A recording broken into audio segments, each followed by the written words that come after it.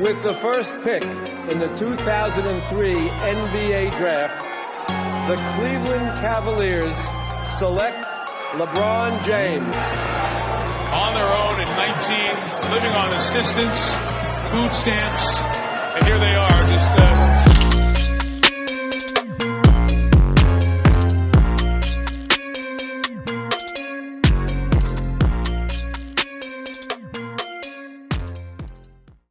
In terms of dominance of the game of basketball at this stage is LeBron. The guys can roll their ankle and be out 4 weeks. I've seen this guy roll his ankle and come back and give you about 20 in the fourth quarter. I'm talking about a bad roll ankle, and I'm like, oh, he done. He come right back. I'm out 4 weeks with this roll ankle. He come right back, fourth quarter, scored 20. It was like when God made him, he was like, all right, I'm gonna give you all this. He was one of those players, smart, right? Very smart. So smart that he plays to his strengths, never his weaknesses, right? So when you're trying to say he's not a one-on-one guy, he's not this, he knows that's not his skill. He's not gonna try to do it, right? He's gonna play to his perfection. Well, he's terrifying. Yeah, he really is. Every time he comes down the court, getting downhill, you just know he's either gonna get to the rim or he's gonna find one of his shooters for a three-point shot. He's added the three-point threat. When we came here 3 years ago in the first meeting, we weren't fearful of his shot. We were fearful of his power and his penetration and his passing. But now you fear everything. And I think maybe the greatest testament to LeBron is that, 5 years ago, he was one of the top 5 players of all time.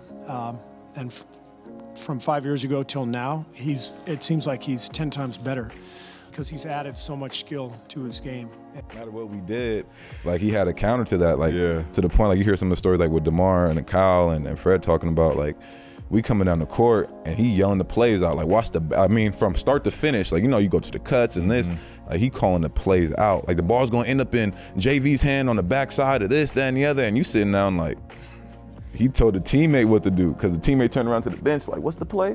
Nah, you go over here. And I'm like, man, this dude's mind is at a totally different level. There's nobody at that height and size that can move that fast and also go through contact and still score. We've never seen it before. Right. And still make his teammates better. Right. So he's leading in so many different ways. He can score, he could defend, he can rebound, he can assist. We've never seen that at a guy that size and that fast and that strong. Right. But also, we forget, he's the smartest dude. Right. See, people, I keep telling people, his basketball IQ is so far above everybody else. He reads situation, he reads the game. Okay, I need to score now. Oh, let me get so-and-so involved. He could do it all. He has to share basketball knowledge with people. It might be his biggest superpower, his ability to get everybody on the same page. It's actually kind of scary. Scary how? He can explain this game forward and back. He has a very high IQ, basketball IQ, right? Wow, it's unbelievable.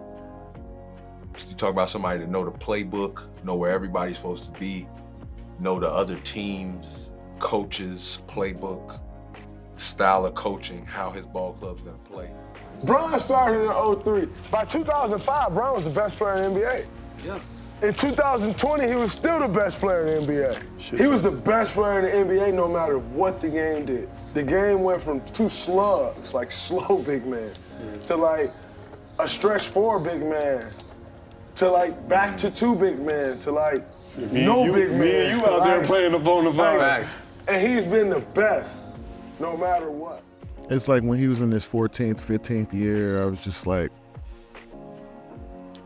when he's his 17th, 18th year, it's just damn, that's actually is dope. When you're 39 in your 20th year and then half your life is in the league and then you played against 40% of the players that's ever played in the league, it's just that longevity has to mean something. There has to be a standard. Like, if you really, truly want to know what greatness is like, of course you can accumulate championships in a short amount of time and accolades in a short amount of time. You can have a nice, quick spurt of moment, but like, I truly appreciate somebody who's been in that shit for a long time. Doc, we've had like 15 years of LeBron, which is kind of amazing. That is amazing. How has he turned out vis-a-vis what you had thought of him coming in? Oh, I was talking about it yesterday. I think he's overachieved. You know, you think about it. I don't know if there's ever been a player that had as much buildup as him coming into the league. If my memory serves me correct, I think he was on the cover of Sports Illustrated his senior year in high school. That was his junior year in high school, and I was like, "Who's this grown man on the cover?" You know, and it was LeBron James as a high school player. I mean, listen, I mean, no one knew what to expect. But the two guys that come to mind, the one guy, and I put LeBron as the two guys that come to mind in sports in my lifetime, are Tiger and LeBron, that they had the build-up that there was no way that they could succeed, you know, and yet both of them overachieved. And I think it's amazing that they're still doing it. You know, Tiger obviously is trying to make a comeback, but LeBron, I don't know if this is not his best year, you know, and so he keeps getting better. And so that's how I would say about LeBron. He's overachieved. He's an overachiever. One, his IQ has just always been what set him apart from, you know, from everything. Mm-hmm. You know, the way he read the game, dictate the game, control the game, and it necessarily never have to be with scoring. Mm-hmm. You know, I think this Bron is being more of the IQ for everybody Mm-hmm. than before, because, you know, like you said, the Miami Bron, that motherfucker was incredible. Mm-hmm. You know what I mean? Same as Cleveland. But at any given moment, he could turn it on and get you 45, Right. get a win. Right. Or go out there and get you a 40-point triple-double, get you a win. You know, Right. Whatever it may be. I think this time around, he's trusting and using so much of an IQ to dictate the game and win a game. Like just the other night, like I've never seen him not attempt a field goal first quarter. Mm-hmm. You know what I mean? Mm-hmm. But it made such a big impact on the game, and they got the win. So his IQ just being first and foremost, being imputed on the game is something that I'm definitely seeing different from him. Well, you know, everybody knew who he was. He was already famous. He was bigger than all of us in the gym. So he's coming into the gym. I'm like, all right, cool. I want to see what he got. And he was cooking. Like he was 15 or 16, posting, getting to the basket. And I'm like, this is going to be a huge issue. Right. You know, and for sure it was. 3 more years, huh? 3 more years. He right there. Right. He actually motivated. When I saw that, it motivated me. I'm like, I got to go to work. I mean, ain't no, he coming in the league cooking. I was not like that at 15.